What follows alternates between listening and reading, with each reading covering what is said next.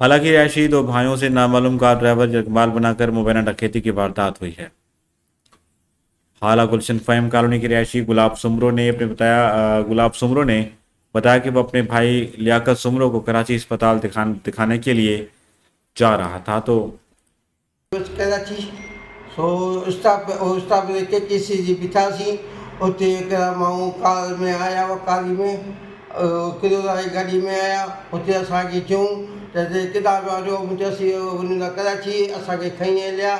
ऐं हुन खां पोइ असांखे अली बुदशाह जे विच ते हुननि छॾियो माई जे हथियार हो जंहिंमें मुंहिंजे भाउ जा पैसा हुआ 25,000 रुपया पिया हुआ जंहिंमें हुननि खसिया हुआ मोबाइल बि असां खां खसे पिया हलिया असां सां ज़ुल्म थी वियो आहे असां सां माना ऐं छा कजे इहो वाक़िया थी विया आहिनि असां सां ज़ुल्म थी वियो आहे भाउ जी पैसनि खे अस्पताल ताईं पहुते कोन ॾिनऊं असां सां ज़ुल्म थी वियो आहे छा करियूं असां वियासीं बुदशाह असांजे हिते उहो एस आहे अलाए कहिड़ा गुलाम मुस्तफ़ा इलाइक़ो आहे